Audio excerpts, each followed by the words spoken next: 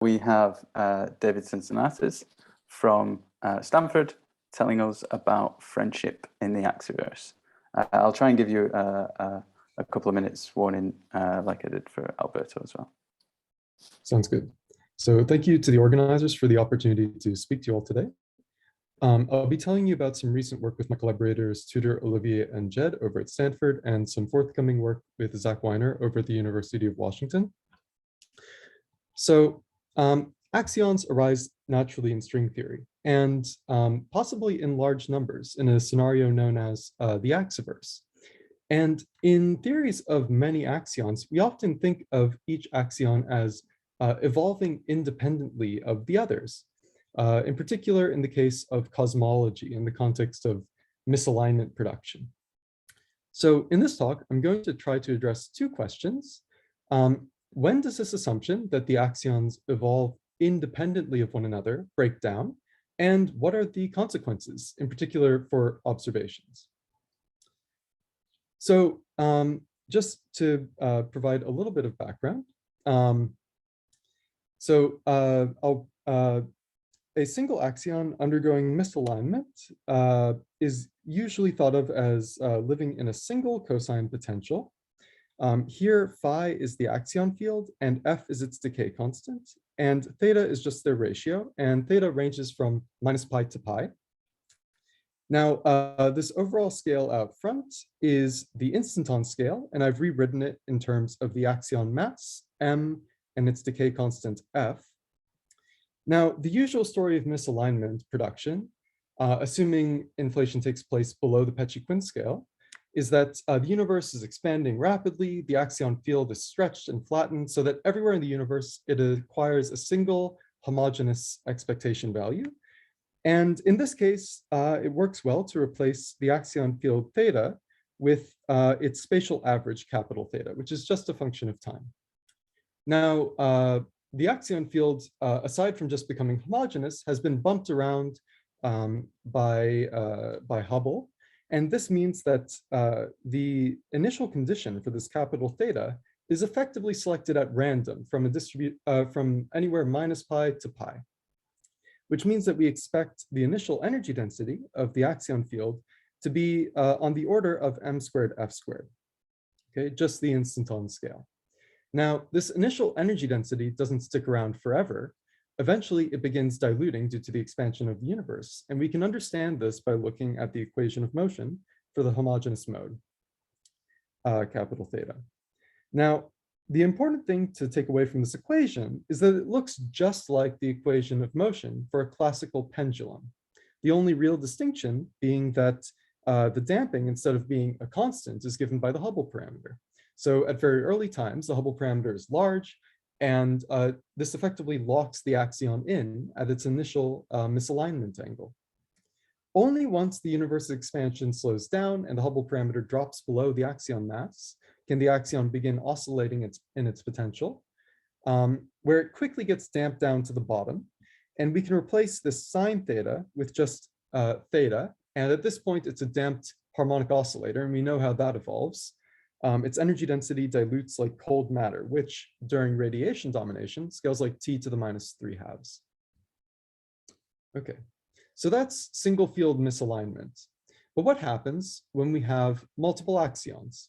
Well, if in a theory of n axions, they will generically couple to one another through m instantons. So here, phi j is an axion with decay constant fj, and it talks to all the other axions through this charge matrix Qij. And here, delta I is a constant phase offset, and the instanton scales are given by the UV scale and an exponential suppression coming from the string instanton action. Now, in the absence of other priors, we might expect that the string instanton action are selected from a uniform distribution over some interval. This means that the instanton scales will be log uniformly distributed. And this roughly translates to the axion masses being log uniformly distributed. Now, if you have, say, 100 axions whose masses span 100 orders of magnitude, on average, you would expect each axion to be 1 order of magnitude away from its nearest neighbor. But because of fluctuations in the distribution of the instanton actions, Some axions will have masses that are closer together and some axions that will have masses that are further apart. And the axions that have masses that are surprisingly close together, we call friends or friendly axions. And it is these friendly axions that will be the focus of the rest of this talk. So why are we interested in friendly axions? Well, as I mentioned, they are defined to have similar masses, and this means that they have similar dynamical timescales.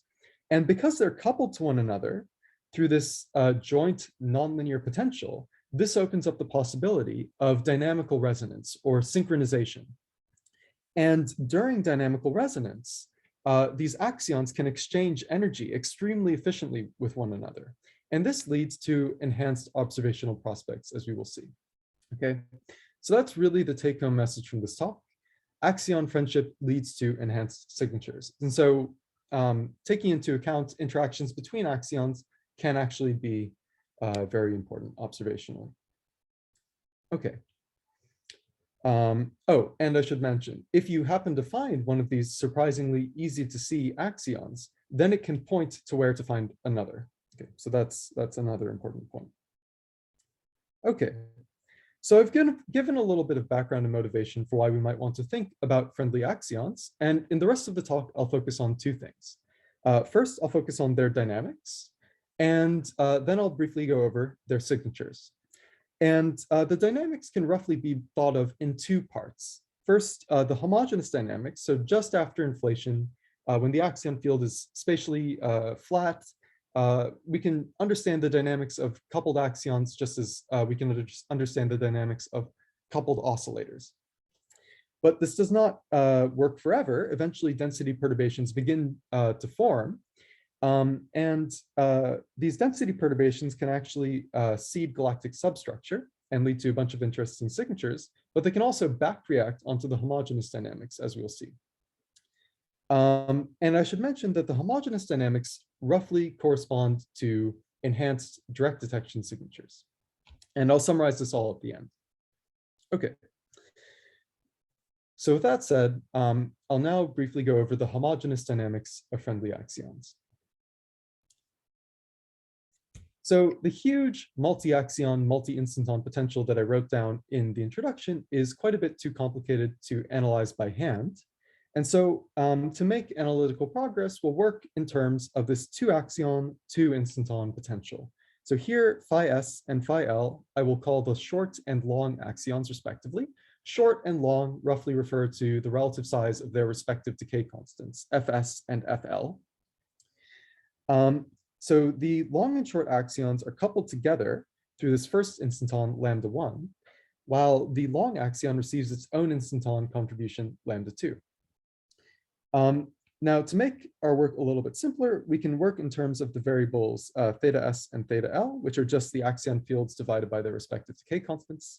And we can pull out an overall factor of lambda 1, which we rewrite in terms of the short axion mass and decay constant.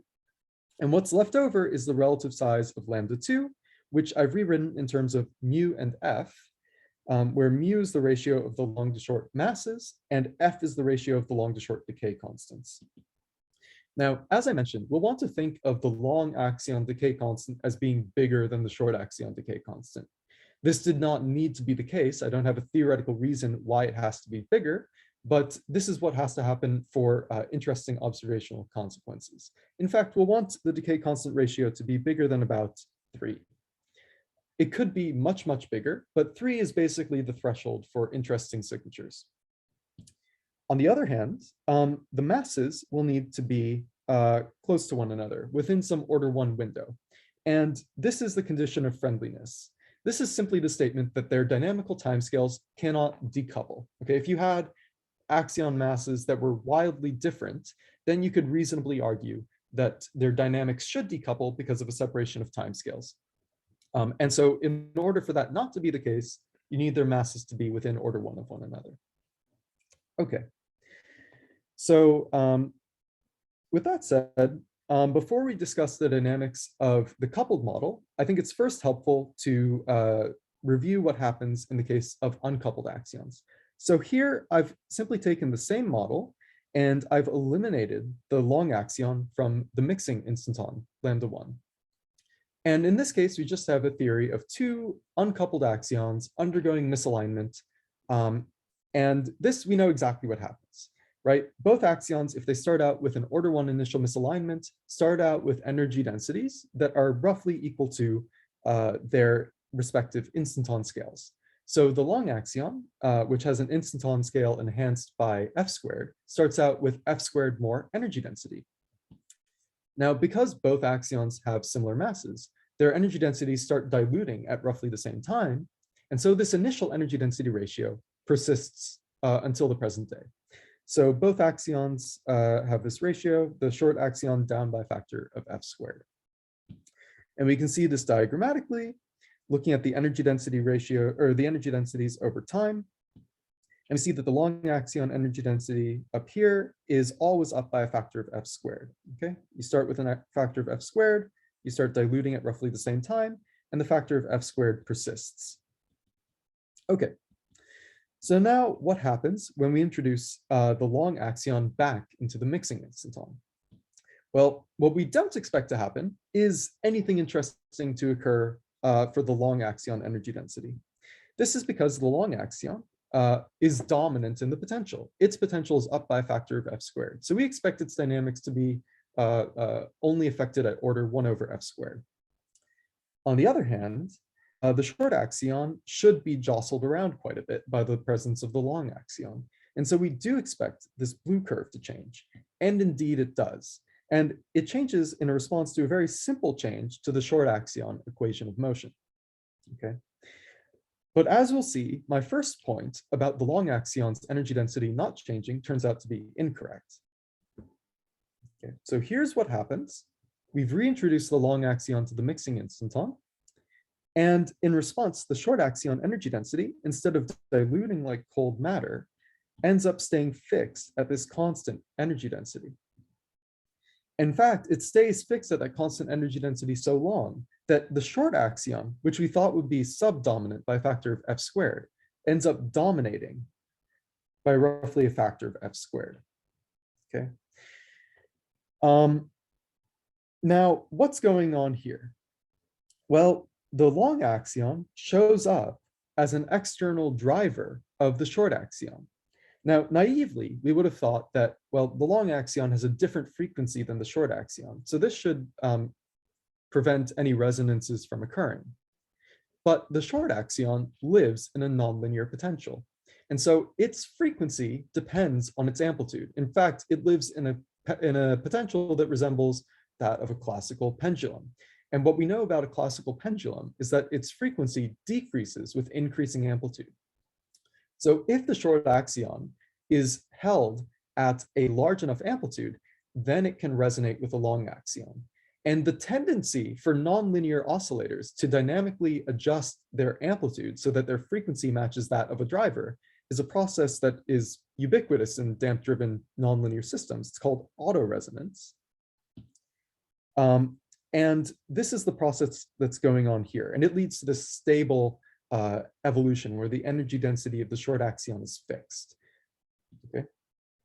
And it siphons energy density from the long axion. Now, unfortunately, I don't have time to get into the details of this. I encourage you to see our paper for that or ask a question at the end. But the point is that the energy density flows from the long axion to the short axion through this nonlinear resonance. In fact, it's flowing from large decay constant to small decay constant.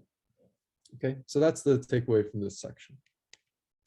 So with that said, I've discussed the homogeneous dynamics of the friendly axions, and now I'll briefly go over density fluctuations. So during autoresonance, the short axion is necessarily held at large amplitudes, where the attractive self-interactions of the potential cause a binding energy that reduces its fundamental frequency. This binding energy, this attractive self-interaction, of course, does not just reduce the fundamental frequency, it also makes the axion field want to clump up. And so if there's a spectrum of initial perturbations, say imparted by the adiabatic spectrum of inflationary fluctuations, then this will begin to grow as the axion autoresonates. And modes on the scale of the horizon when the axion starts oscillating are the dominant modes that get produced. And these perturbations can actually seed galactic substructure.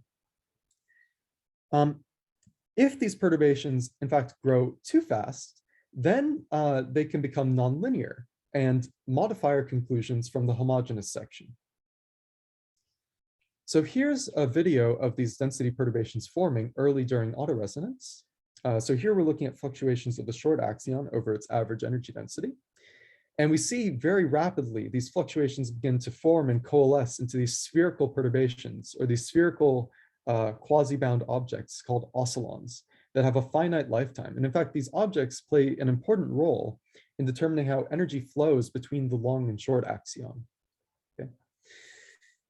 So in particular, if we look at the energy densities of the long and short axion computed in a 3+1 dimensional simulation versus the homogeneous prediction, we see that they diverge when oscillons begin forming these spherically symmetric quasi-stable configurations. So again, here at early times, the long axion dominates. Its energy density dilutes like cold matter. The short axion is trapped on the autoresonant. But at this point where oscillons form, instead of continuing along like you would have expected, given the homogeneous picture, its energy density begins diluting. So this is what happens if nonlinear structure begins to form during autoresonance. And this is roughly relevant for decay constant ratios bigger than about 30. On the other hand, for smaller decay constant ratios, oscillons do not form during autoresonance, but instead form after autoresonance. So here we're looking at, again, a bunch of 3+1D simulations, the long axion in green, the short axion in pink, and in white and gray, we have the short and long axion energy densities computed in the homogeneous theory. And what we see is that they match extremely well until some point here, or here, or here. And what's going on there is that the short axion is forming oscillons. And these oscillons end up exchanging a lot of energy density back to the long axion. Okay. And this causes the energy densities of the long and short axions to approximately equalize, okay, because the oscillons take up order 1 of the volume of space when they form.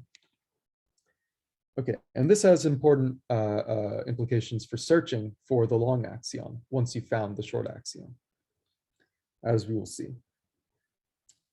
Okay, so with that said, I've said everything I want to say about the dynamics for now. And now I'll briefly go over the signatures, and we'll just start with the direct detection signatures, which roughly correspond to the homogeneous evolution of the axions. So just to remind us, when we're looking for a cosmologically produced axion, we often build an axion haloscope, which is a cold box filled with a strong magnetic field. The axion comes in, scatters off of this magnetic field, and produces some outgoing photon. The flux of outgoing photons is proportional to the axion-photon coupling squared times the ambient axion energy density. Now, that means that this figure, this GA gamma gamma squared rho, is our figure of merit. This tells us how strongly a signal will show up in our detector. Now, before I discuss the direct detection signatures of our coupled model, I think it's first helpful to review what happens for a single lonely axion in a single cosine potential. There, we know what the relic abundance of the lonely axion is. It scales like the decay constant squared. On the other hand, its axion-photon coupling scales like 1 over the decay constant. This means that our figure of merit, GA gamma gamma squared rho, is independent of the decay constant. And what this means is that if I have an axion with a small decay constant, it will be just as visible as an axion that makes up all of the dark matter and has a much larger decay constant, but a similar mass. Okay. An axion haloscope cannot distinguish between a small subcomponent and all of the dark matter at a particular mass. Okay. So with that said, if we look at the direct detection parameter space is in terms of this figure of merit, GA gamma gamma root rho versus mass, we see that axions show up, the signal strength of axions show up as these diagonal lines, independent of their decay constant. Okay, the only thing that the signal strength of the axions depends on is their initial misalignment angle, and their mass. So here I've plotted 3 different initial misalignment angles, 0.1 pi, 0.5 pi, and 0.999 pi. The reason for plotting 0.999 pi is because really this represents kind of a quasi upper bound. Really, to get enhanced signatures beyond this point, you need to be exponentially tuned to the top of the potential, which becomes exponentially unlikely. So getting beyond here is really an unlikely event in the case of a single axion undergoing usual misalignment.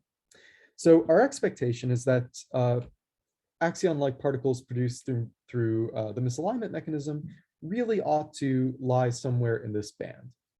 Okay, so if I'm building a direct detection experiment and I'm getting better and better sensitivity, going down, down, down, down, in the vanilla scenario, I would not expect to see anything until I enter this band.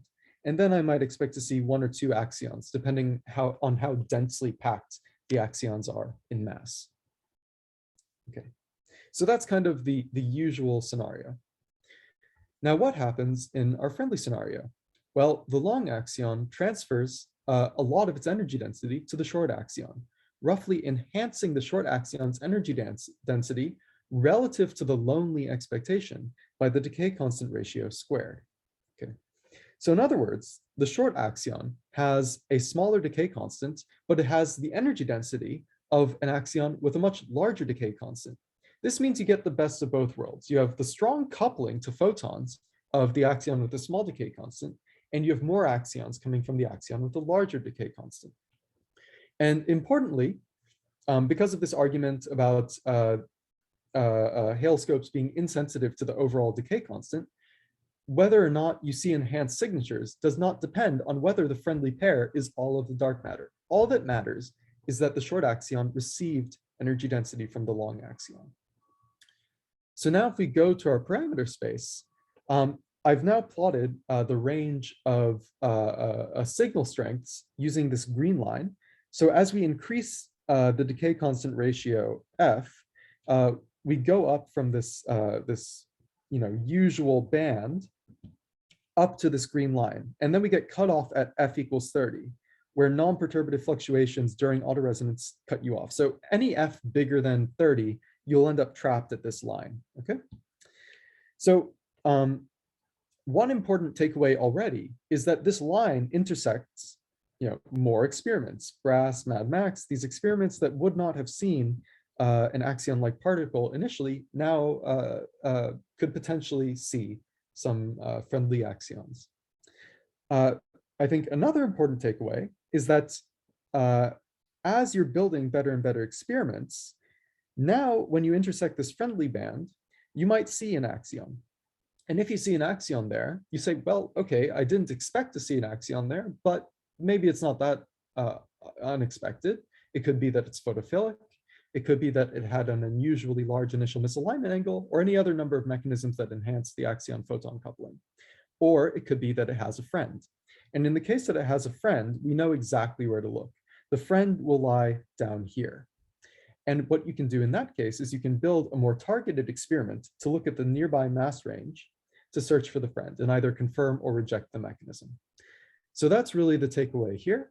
So friendly axions are highly visible. And if you find a highly visible axion, then you can look hard at nearby masses to confirm the mechanism. Okay, I'm running a little bit low on time, so so I'll very briefly go over the gravitational detection signatures. So in the previous section, I was very clear that we do not care whether the friendly pair is all of the dark matter. But for gravitational signatures, we want the friendly pair to comprise a majority of the dark matter, or else its gravity will be subdominant and we'll never see it.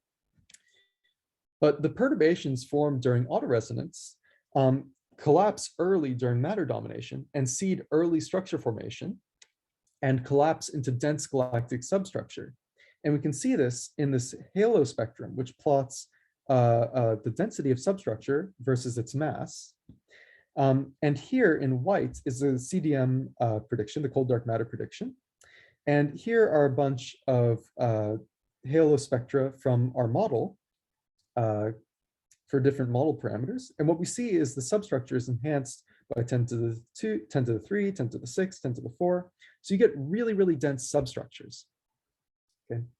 And these really, really dense substructures can be searched for using astrometric and photometric searching techniques. Now, I don't have time to get into what they are right now. Of course, if somebody asks a question, I can. But the point is that you do not need large decay constant ratios to see this, only about 3 or 4. Okay, so you do not need parametrically large decay constant ratios to get enhanced galactic substructure. And with that said, I'll quickly summarize. To answer the question I posed early on, axions cannot always be thought of as independent of one another. In fact, friendly axions are a case where coupled axions are way more visible than lonely axions. And discovering a highly visible axion should prompt a search for more weakly coupled axions at nearby masses. And of course, if you discover a pair with this technique, then this would be evidence that we live in a dense Axiverse. Thank you. Sorry for running over. Thanks a lot, David. Nice talk. So let's all thank David. And so we have time for a quick question, or maybe 2 very quick questions.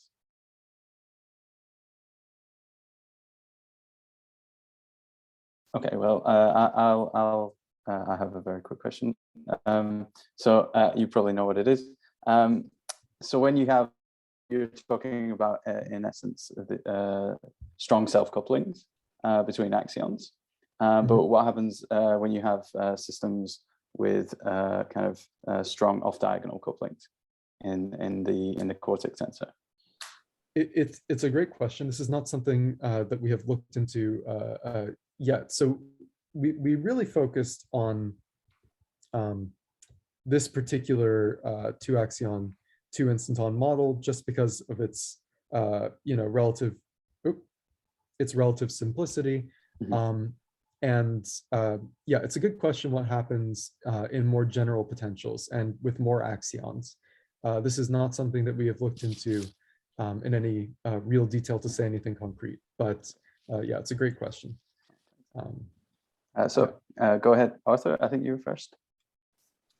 Yes, I have a question concerning possible correlations between the mass and the decay constant. I think in general, the mass tends to become exponentially much lighter as f goes to 0, both in the gravity conjecture and also in explicit stringy models. So I wonder whether this somehow affects your predictions, or whether you thought about this possible correlation effects. Yeah, so this is something that we're looking into, and it does seem like, at least in some theories, the decay constants are really strongly correlated with the masses. And in this case, you may not expect to see this. So this is really, if you happen to have, correlation, but not super strong correlation, then you might expect that axions with nearby masses might have decay constants that differ by a factor of 3. And then you could have, enhanced galactic substructure. Decay constant ratio is much, much bigger than 3. I don't know to what extent this is possible. But that's a question that I have. I would like to know, are there models where this, can you construct, like, for example, this model explicitly in string theory?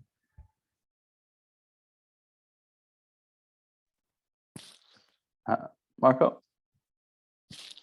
Hi, David. So, yeah, actually, my question is very related to Arthur's question, because, yes, if I understand well, you said that these friendly axions are axions with more or less the same order of mass, right? Yes. Yeah, but indeed, like, this was the key slide for me. So, but then you want an hierarchy between, for example, now 2 axions in terms of the decay constant, right?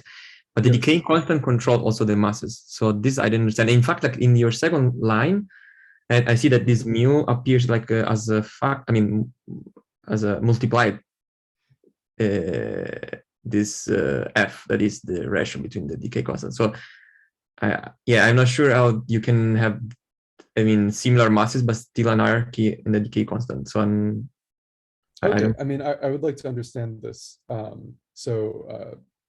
Yeah. This,